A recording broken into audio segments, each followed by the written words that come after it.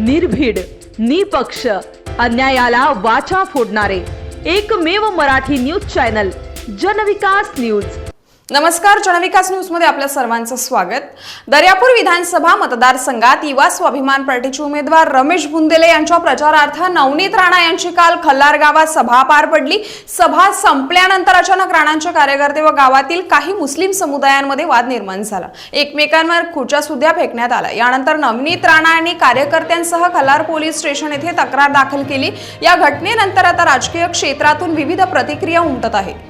अशा पद्धतीच्या घटना या राजकारणात दुर्दैवी आहेत, तर अशा घटना घडू नये, परंतु प्रत्येक वेळी राणासोबतच असं का घडते हा एक विषय महत्त्वाचा आहे। परंतु तरी मी या घटनेचा निषेध करतो। समोरचे उमेदवार कुठेतरी घाबरले आहेत, त्यामुळे मताचं दुभाजन करण्यासाठी जातीमध्ये तेढ निर्माण करण्याचा प्रयत्न कुठेतरी केला जात आहे।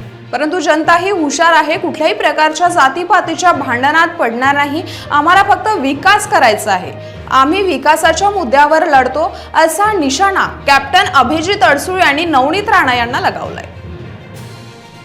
बघा, अशा पद्धतीच्या घटना या दुर्दैवी आहेत। राजकारणात अशा पद्धतीच्या घटना घडू नाही शकत पहिले तर, परंतु त्या ठिकाणी एक बघावं लागेल की प्रत्येक वेळी माझा एक प्रश्न आहे की राणांसोबतच का घडतं हा एक विषय।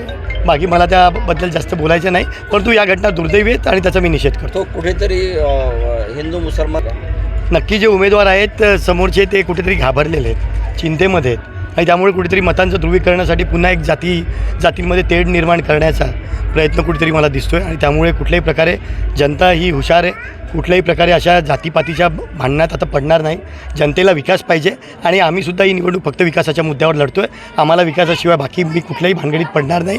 आम्हाला विकास, माननीय मुख्यमंत्र्यांनी आपण पाहिलं गेल्या 2 वर्षामध्ये फक्त विकासाच्या मुद्द्यावर आज जे वातावरण संपूर्ण महाराष्ट्रामध्ये आहे, विकास विकास आणि विकास, आमचा एकच मुद्दा आहे, विकास विकास आणि विकास। राज्यातील राजकीय घडामोडी व विविध क्षेत्रातील बातम्या पाहण्यासाठी आजच आमच्या जनविकास न्यूज चॅनलला सबस्क्राईब करा आणि